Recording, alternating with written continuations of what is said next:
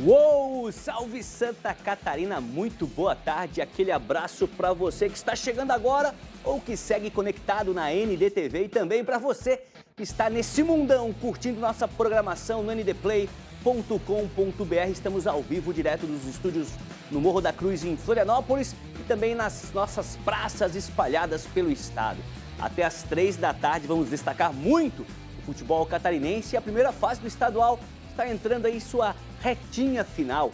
O Avaí segue na ponta com Santa Catarina e Chape na cola do Leão. O Figueira e o Criciúma tropeçaram no meio da semana e se afastaram um pouquinho dos líderes. Concórdia, Brusque, Marinheiro lutam para permanecer na zona de classificação. 8 equipes avançam para a próxima fase. O Jack e o Caravaggio no limpo, na parte cinza da tabela. E Barra e Ercílio Luz na zona vermelha, também conhecida como zona de rebaixamento. 2 partidas hoje e 4 amanhã completam a 10ª e penúltima rodada dessa fase. Quem tem garrafa para vender? Assunto para o Clube da Bola de hoje. Você de casa pode participar também. Muito fácil, nosso número de WhatsApp vai aparecer na tela, que é o 48 991914706. Vou repetir para dar tempo de se anotar, tirar uma foto da televisão. É o 991914706. Manda uma mensagem pra gente, vale uma foto, a sua opinião, uma pergunta para os nossos comentaristas, uma reflexão. Fevereiro que tá indo embora, tá chegando o carnaval e março vem aí. Quem é que vai estar na fase 2 aí do Campeonato Catarinense? Manda a sua opinião pra gente. Deixa eu apresentar o nosso querido Sérgio Badá. Ele já percebeu, porque ele já me viu, que eu estou de verde, uma homenagem ao nosso Verdão. E aprontou, hein? Aprontou no meio da semana, esteve em Floripa e não sei se é a opinião do Badá, mas pelo que eu li em suas redes sociais, na internet, palavras escritas por Badá, a melhor apresentação da Chape nesse início de temporada até agora, é claro. Boa tarde, Badá.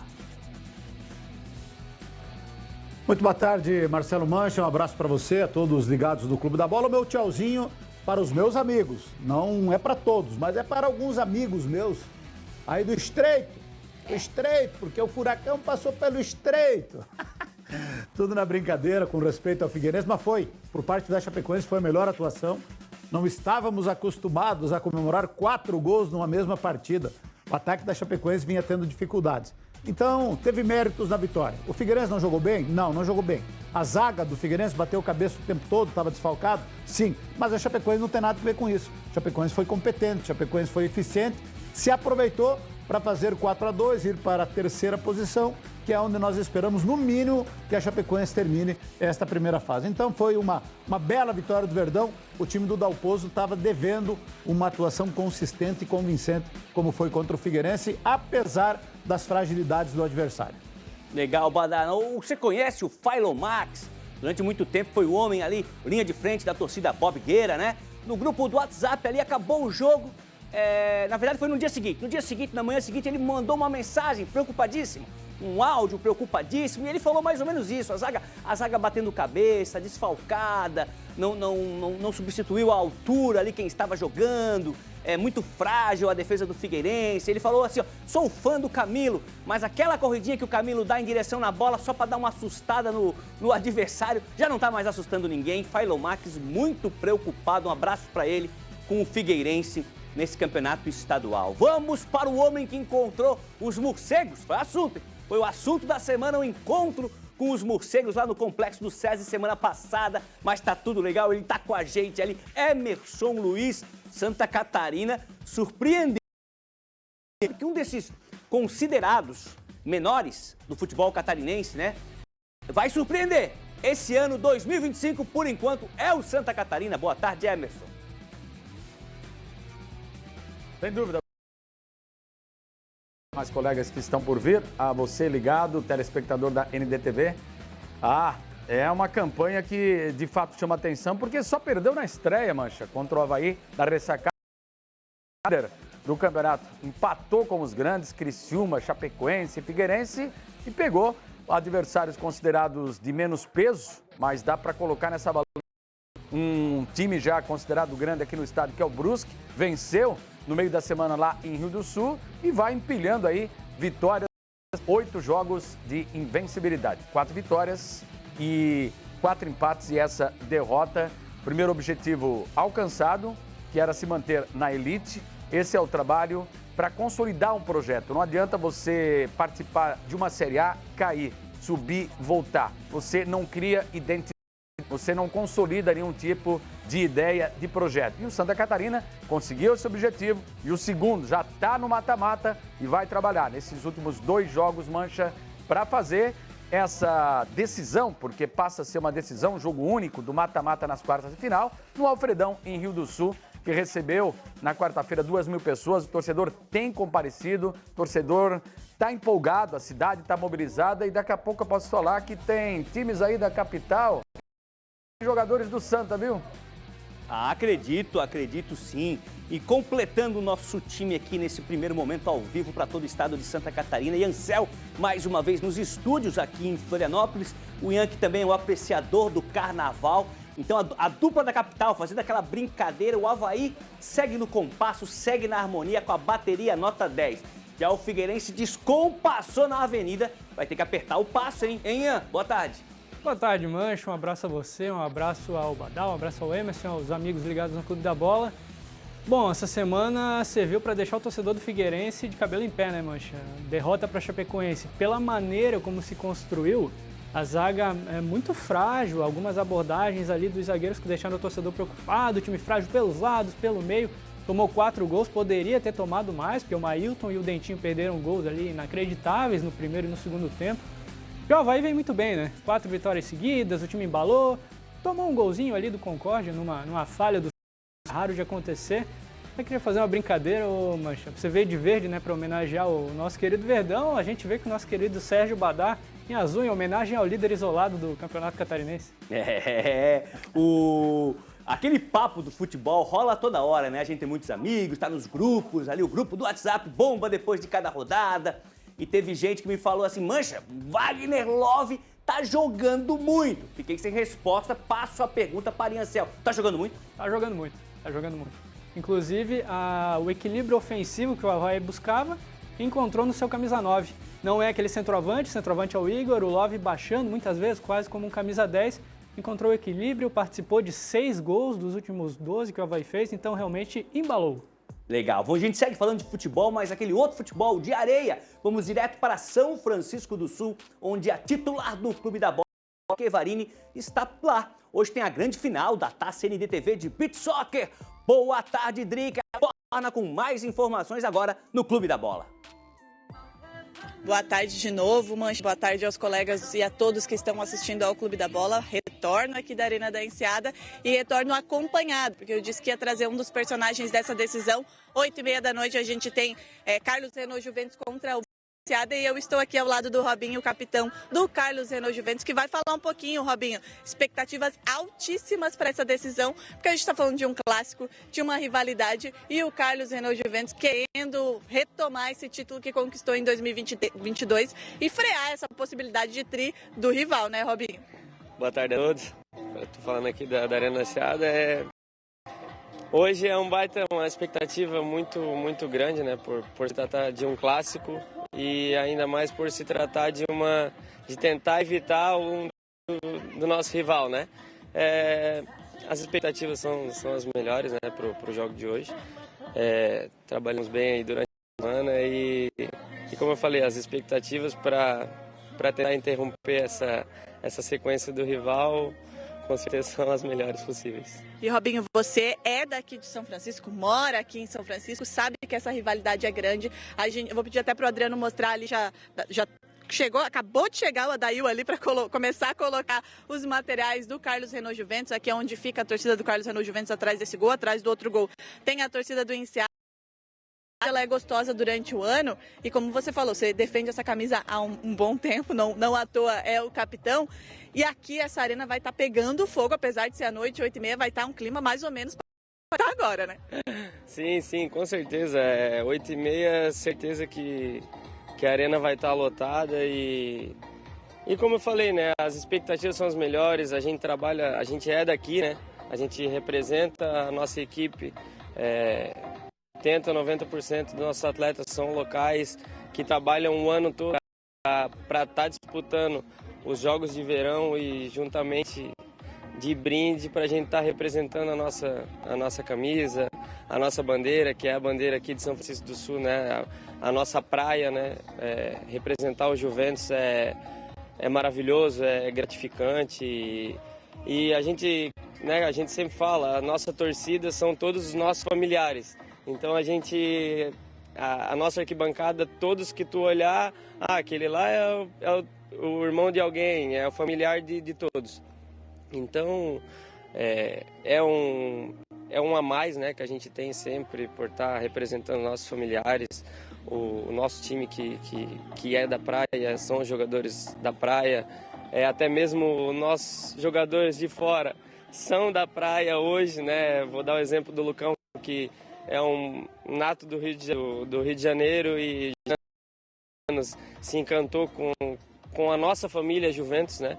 E hoje é a família dele que abraça ele, o próprio Zé Lucas, que, pô, não tem nem, desculpa o palavreado, mas não tem nem o que falar, é um jogador de seleção brasileira que já a expectativa dele é vir para cá no início do ano para estar disputando esse campeonato e com a nossa camisa. Ele sempre fala que para ele é uma expectativa enorme. Então, todos os atletas para a gente conseguir, né, desfrutar e fazer o nosso melhor em campo. Tá aí, né, o Robinho falando sobre as expectativas do Carlos Renault Juventus para essa decisão. Vou pedir para você deixar o convite, porque vem muita gente aqui. 8h30, quem está lá em Floripa pode acompanhar esse jogão no ndmais.com.br. Deixa o convite para quem está em casa para assistir esse jogão aí, uma peça, né, Robinho, de um espetáculo.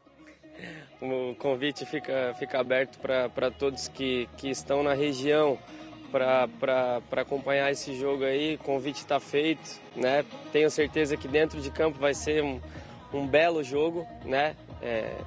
Entre as duas equipes. Rivalidade sempre vai ter, mas o que importa para nós é o espetáculo dentro de campo, porque tem muitas famílias, tá todo mundo acompanhando isso aí.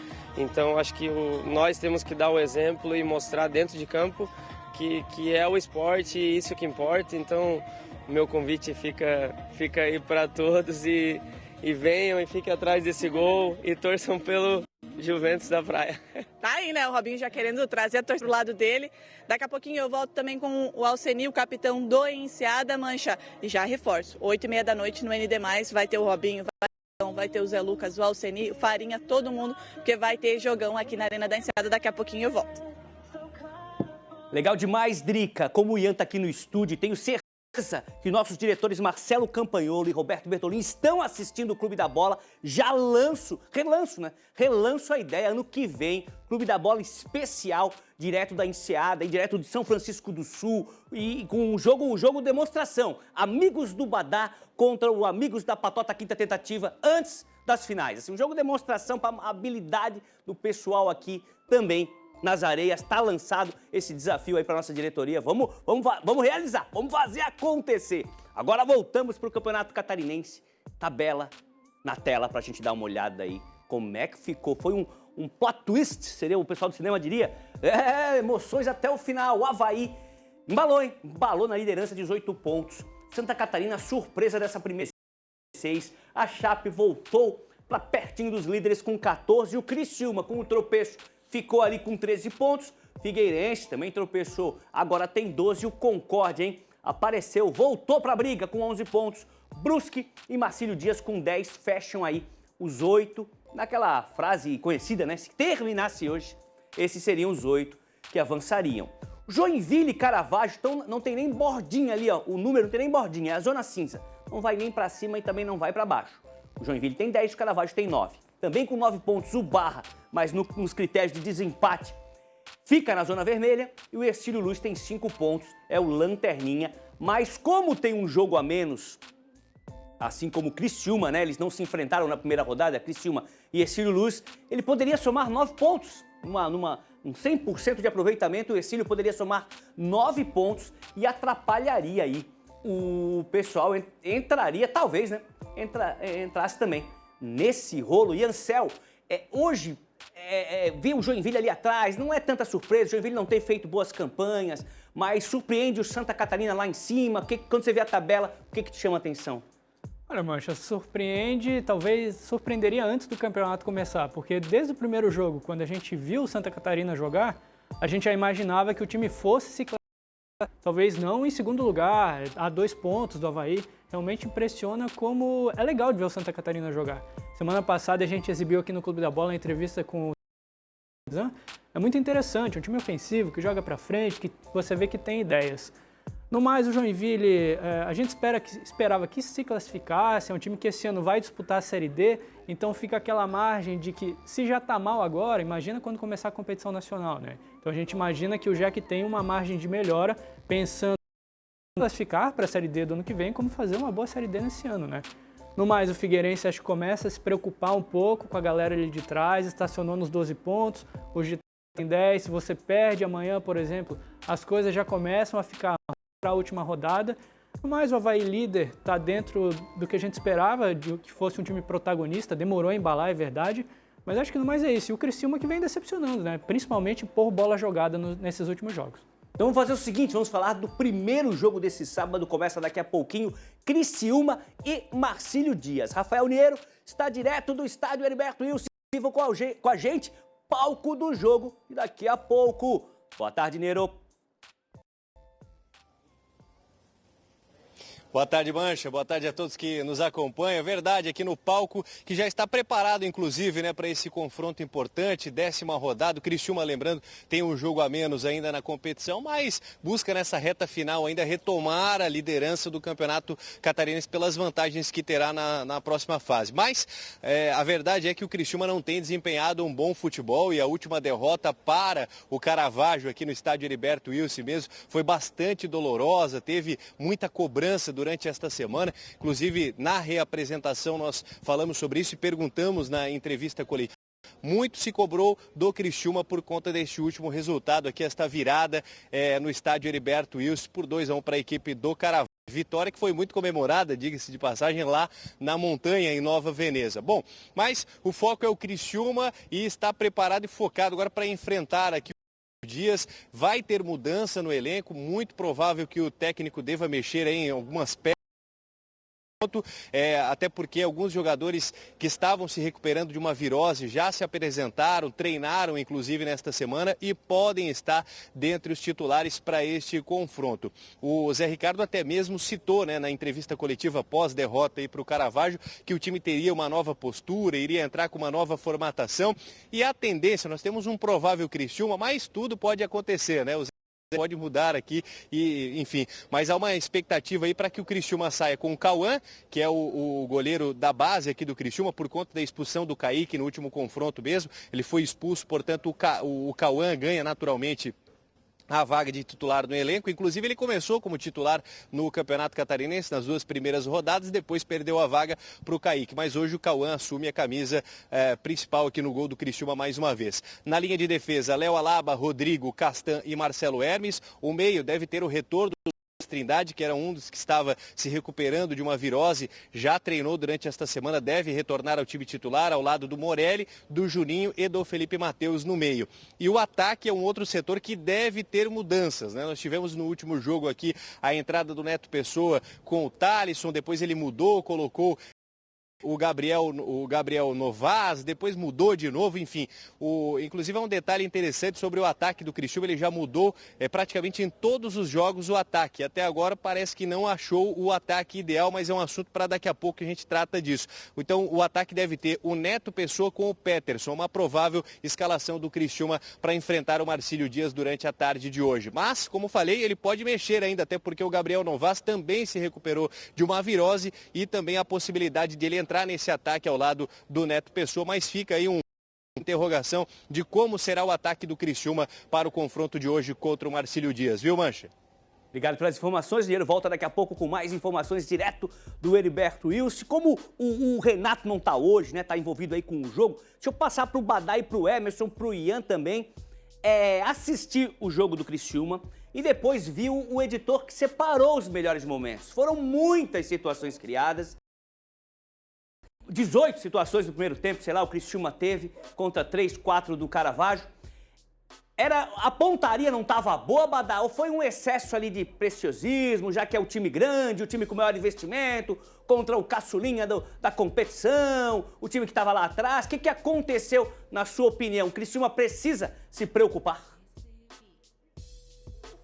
Eu acho que é um pouco de tudo isso, viu? Talvez tenha sido até um aviso, né? O Criciúma foi totalmente remontado do ano passado, inclusive comissão técnica, e o mesmo Semensati comentou já a respeito disso, que o time, no começo do campeonato, mostrou mais daquilo que poderia, mas aí começou a cair de produção, né? E o Caravaggio foi lá com o seu Luiz Carlos Cruz, meu amigo, como quem não quer nada, muitos dando o Criciúma como vencedor da partida, mas futebol é isso aí, futebol é dentro das quatro linhas, né? E foi uma vitória histórica, né? Da gente acompanhou aí toda a comemoração, e não é para ser diferente.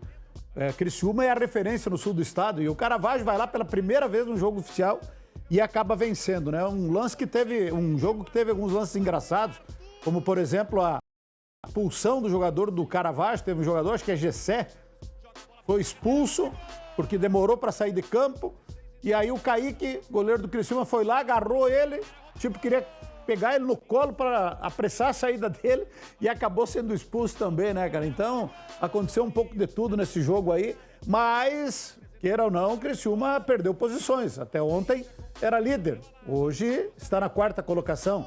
Então, tem que observar bem hoje contra o Marcílio Dias, se isso aí foi uma atuação de exceção, ou se porventura o Criciúma vai ter que dar uma reestudada aí no planejamento para a sequência.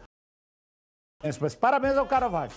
E o Luiz Carlos Cruz falou antes do jogo: olha, estão dando o Caravaggio como morto. Não deem como morto o Caravaggio, porque o Caravaggio está muito vivo no campeonato. E ressurgiu o Caravaggio aí com essa vitória contra o Criciúma. Legal demais, um abraço aí pro Azulão, pra galera de Nova Veneza ligada aqui no Clube da Bola. Emerson Luiz, não foi a primeira vez que aconteceu e não vai ser a última, de um time considerado favorito tropeçar em casa diante da torcida numa fase boa. Mas o Niero usou uma palavra ali, replicou as palavras do Zé Ricardo, né? Precisamos de uma nova atitude, de uma nova formatação para a sequência da competição, é por aí? Ah, sim, Mancha. É normal o excesso de confiança, mas a gente não pode esquecer do outro lado, era o jogo da Caravaggio. Ele estava numa situação muito difícil, lá embaixo e aplicadinho. Essa questão, o time está morto, está todo mundo dizendo. Eu não tenho dúvida que o Luiz Carlos usou isso favoravelmente ao time de Nova Veneza, que mereceu o resultado no fim. Foi legal, foi bonito ver a torcida comemorando, o time, todo mundo, comissão técnica, diretoria e a própria torcida do Tigre reconhecendo o esforço. Mas o que me assustou mesmo foi o cansaço do Criciúma. Olha, o time estava pregado no final. E isso pesou também, sem dúvida nenhuma, no resultado. Faltou pernas ali, eu vi muita gente cansada, me chamou a atenção. Um time grande, é claro, que começou mais tarde. A gente sabe dessa reformulação, dessa mudança toda, mas tinha gente se arrastando no Criciúma. Eu te confesso que isso me deixou assustado e até preocupado para a sequência aí do campeonato, viu, Mancha? Legal, pra gente ter um papo Caravaggio, vamos falar mais, mas para terminar esse papo, Iancel, você que acompanha do futebol de mesa aos cinquentão, futebol catarinense, o Caravaggio ainda tem energia para Luiz Carlos Cruz, com Luiz Carlos Cruz, surpreender? Tem, né, Mancha? Até porque tá muito embolado ali, principalmente aquela oitava, sétima vaga ali de quem vai para a próxima fase, ali tá tudo embolado. Acho que ali, do décimo até o oitavo, sétimo ali, acho que tem muita água para rolar ainda. Legal, vamos chamar o Cacá Oliveira, direto de Itajaí, para falar do Marcílio, do Brusque e do Barra, os times do Vale do Itajaí. Chega aí, Cacá. Oi, Mancha. Olá para você que está ligado no Clube da Bola. O Marcílio Dias terminou a 9ª rodada do G8. O Marcílio enfrentou o Barra super pressionado, porque vinha de uma sequência muito negativa, venceu por 2-0 e contou na quinta-feira com a derrota do Jack para o Hercílio Luz. Com isso, o Marcílio é 8º colocado. Tem uma sequência dura. Hoje, daqui a pouco, pega o Criciúma no Heriberto Wilson e no próximo sábado enfrenta o Figueirense no Gigantão. Para escapar do rebaixamento, uma vitória dentro desses dois confrontos super difíceis. Se quiser a classificação, provavelmente vai ter que conquistar pontos nos dois jogos. Agora, a questão é a seguinte, o Christian de Souza, que é o novo técnico do Marcílio, chegou e disse que pegou um ambiente muito ruim. Os jogadores do Marcílio estavam cabisbaixos. Isso porque a saída do técnico Eduardo Souza foi muito sentida pelos jogadores. O comandante que simplesmente pediu demissão na segunda-feira após rodada e assumiu o rival, assumiu o Barra, na luta pelas mesmas coisas que o Marcílio está brigando no campeonato, permanência e a classificação para o G8 para a vaga da Série D. Então a vitória na estreia do técnico Christian de Souza anima o ambiente do Marcílio, dá para que o Marinheiro faça uma campanha melhor nessa reta final de primeira fase que esteja classificado. Agora, a situação dos clubes da minha região aqui, Mancha, complicada. Os três brigando contra o rebaixamento, no retrovisor, vendo a zona de rebaixamento se aproximar. O Barra, inclusive, está no Z2, foi uma péssima rodada para o Barra, e o Eduardo Souza tem um confronto difícil hoje. O Barra pega o Avaí na Arena Barra Futebol Clube. O Avaí só ganha de 3, gente. Tá difícil enfrentar o Leão da Ilha e hoje o Barra tem essa missão em casa. E amanhã, o Brusque, que é um visitante inofensivo, não vence há 28 jogos como visitante, vai enfrentar o Concórdia, que está invicto em casa na era Jailson Zata. Então o Bruscão também com muitas dificuldades. Nesse recorte de 28 jogos, desde o ano passado sem vencer como visitante, são 13 empates e 15 derrotas. Então a situação para os clubes aqui do litoral norte, do Vale do Itajaí, estão complicadas. Rebaixamento é sim uma preocupação dos três e a classificação, acho que não consigo emplacar 3 clubes na próxima fase. 2 seria bem viu? Tá difícil a situação aqui no futebol do Vale do Itajaí. Volto com você, Mancha. Valeu, Kaká. Não lembrava dessa informação. 28 jogos sem vencer como visitante. É muita partida sem comemorar aquela vitória longe de casa. Um abraço aí para Brusque, para o nosso amigo Rodrigo Santos, que está sempre ligado no Clube da Bola. Tem palpitômetro do Clube da Bola agora para esse jogo de daqui a pouco. Criciúma e Marcílio Dias pode colocar na tela. É o Ian e o Ian Cel vai no empate, 1-1. O Badá já aposta numa vitória do Criciúma, 2-0. A Drica vai de 2-0 também para o Criciúma diante do Marinheiro. 2-1 é o... Niero. É o Niero, nosso repórter Niero, que está lá ao vivo com a gente lá no Heriberto Wilson. Eu fui de 3-1, né? Botei meu chapéuzinho, exagerei ali, mas é que o Criciúma vai vir com tudo para esse jogo aí. Vai recuperar os pontos perdidos. E o Emerson vai no empate também, 2-2. Galera acreditando mais no empate, numa vitória do Tigre e ninguém apostou. Ian, ninguém apostou, ninguém tá confiando. Torcedor de Itajaí, não fique chateado com a gente, é o momento, futebol é o momento. Ninguém apostou, Ian, numa vitória do Marinheiro. Olha, Mancha, eu aderi à tática do nosso querido Kaká Oliveira, né? O Kaká no bolão da firma, ele bota empate em mais da metade dos jogos e tá na liderança. Então, pensei, não, vamos botar um empatezinho ali que de repente eu acerto sozinho também, mas o Emerson botou um 2-2, então de repente eu cravo aí o palpite do 1-1. Tá bem. Badá, só pra palpitar, o palpitômetro, apostamos eu e você também em vitórias do Criciúma. O Criciúma precisa se recuperar. Eu espero sempre a Drica dar o palpite ali no grupo, eu fico esperando. Que a Drica não erra, a Drica é 100% de acerto. Aí, conforme a Drica coloca o palpite, eu coloco igual. Tá certo. Os dois, eu e ela, 2-0. Mas claro, eu analiso assim, ó, o Criciúma, até por essa derrota que nós acabamos de falar, aí precisa dar uma resposta, precisa de uma recuperação. Tem mais time que o Marcílio Dias, tem mais investimento, vai jogar em casa, né? Então, a derrota para o Caravaggio serviu de alerta para esse jogo contra o Marcílio Dias. O Criciúma vai ter que jogar com mais intensidade, com mais gana de vitória. Eu acho que por isso que o Criciúma vai ganhar o jogo, até porque o Marcílio Dias tá oscilando muito dentro do campeonato aí, pelo fato do jogo ser lá em Criciúma, meu palpite é 2-0. Se fosse lá em Itajaí, já poderia mudar. Mas como o jogo é em Criciúma e o Criciúma precisa da recuperação, por isso que eu acho que o Criciúma vai ganhar. Legal. Fazer o seguinte, vamos voltar então a falar ao vivo direto do estádio Heriberto Wilson. E daqui a pouco tem futebol, né? Criciúma e Marcílio Dias, o jogo que abre a rodada do final de semana. O Rafael Niero está por lá, ele retorna. Ele que apostou numa vitória do Criciúma, 2-1. Tá confiante. Mancha, uma vitória por 2-1, mas é um palpite com nem tanta convicção assim, viu? Depois dos últimos jogos do Criciúma, aí não daria para cravar realmente uma vitória hoje por aqui, viu? Mas, enfim, o torcedor tá empolgado, vem pro jogo, já tem torcedores aqui do lado de fora, inclusive os portões do estádio Heriberto Wilson. Você vê o fundo aqui que tá vazio ainda o estádio, porque os portões ainda não foram abertos, mas daqui a pouquinho já abre os portões e os primeiros torcedores já devem estar por aqui. Mas falando de Criciúma, tem um número que que nós levantamos durante esta semana, viu, Mancha? Inclusive foi assunto aqui no nosso balanço geral durante a semana, o ataque tricolor, né? O Criciúma, ele tem 12 gols marcados na competição, é o segundo melhor ataque do Campeonato Catarinense nesta temporada. Só que tem um dado que chama atenção, né? Somente 3 gols foram marcados por atacantes, os demais foram por zagueiro, por lateral, por volante, inclusive o Juninho, que é meia, e o Marcelo Hermes, que é o lateral esquerdo do Criciúma, eles são responsáveis pela metade dos gols que foram marcados até aqui. Então, prova que o Zé Ricardo ainda não conseguiu encontrar o ataque ideal. Nesses 9 jogos que o Criciúma fez no Campeonato Catarinense, 8 jogos que o Criciúma fez no Campeonato Catarinense, ele utilizou 5 ataques diferentes. Daí ele alternou com Popó, Neto Pessoa, Peterson, Gabriel Novaes, Gabriel Barros. Então teve muitas mudanças no ataque do Criciúma, 5 formatações diferentes até aqui e só 3 gols marcados pelos atacantes. E na entrevista coletiva eu perguntei para o zagueiro Rodrigo, capitão do time, se isso é uma questão que preocupa o elenco tricolor. Vamos ouvi-lo.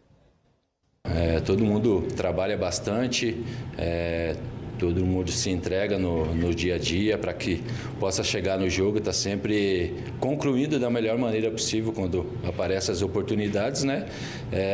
E como eu disse, cabe a cada um de nós aí estar sempre melhorando nas funções que são determinadas para a gente fazer dentro da partida, cada um nas suas posições, né? Então a gente não preocupa de maneira alguma, sabemos da qualidade que tem os nossos atacantes e a gente vai estar sempre trabalhando juntamente com os nossos companheiros para sempre estar fazendo o melhor em prol da equipe. Tá aí o zagueiro Rodrigo, capitão do time, inclusive foi dele o último gol que foi marcado aqui mesmo no estádio Heriberto Wilson no confronto contra o Caravaggio, um gol de cabeça na assistência do Marcelo Hermes, artilheiro do time na temporada. Mas a princípio essa questão aí de zagueiro, de meia, ter marcado a maioria dos gols do Criciúma até aqui não tem preocupado aí o elenco tricolor. A verdade é que o Zé Ricardo ainda não encontrou o ataque ideal para a temporada. Viu, Mancha? Volto com você. Obrigado, Rafael Niero, pelas informações. Bom trabalho aí em Criciúma. Esse foi o Niero, mais um titular aqui do Clube da Bola. A gente vai pro intervalo daqui a pouco, mas antes, deixa eu falar com o Ian. A gente vai falar de Chapecoense, de Concórdia, Figueirense, Avaí, Ercílio Luz. Tem muito assunto pro programa ainda de hoje. Mas eu queria te perguntar, Ian, o que mudou no Avaí? De um time que não estava conseguindo fazer gol, de um time que estava levando até a desconfiança do torcedor por uma equipe aí que entrou na artilharia, vencendo com placares de 3-0. A galera brincou, o Avaí só vence de 3-0, com o Wagner Love sendo bastante. Olha, Mancha, eu acho que são alguns fatores. O primeiro dele é a questão de que o Avaí até manteve uma base do ano passado para cá, essa é verdade, mas a pré-temporada foi curta e com uma pré-temporada curta você prepara mais a parte física dos jogadores e você não consegue, de repente, deixar a parte tática tão afiada. É início de temporada, são poucos jogos, é claro. O que deixava o torcedor do Avaí mais preocupado era a questão que o time tinha pouco repertório. Continua achando que o time joga muito pelos lados, tem dificuldade de jogar ali mais em corredor central. Isso melhorou um pouquinho quando o Anderson conseguiu encontrar essa dupla entre o Igor e o Wagner Love. Garoto Gemerson ali muito voluntarioso, mas hoje eu acho que ainda não deveria ser titular, acho que falta essa peça, esse meia para circular ali no entrelinhas, conseguir achar esse passe. Também para o próprio Wagner Love não ser tanto garçom e ser mais finalizador, mas muda a confiança também, né, Mancha? A partir do momento que a bola começa a entrar, você faz 3 gols aqui, você faz 3 gols no jogo seguinte, faz mais 3 gols, confiança muda, o cara já tenta um passe mais difícil, já tenta uma jogada mais elaborada. Acho que esse também é o principal fator que fez essa virada de chave do Avaí até aqui nesse ano.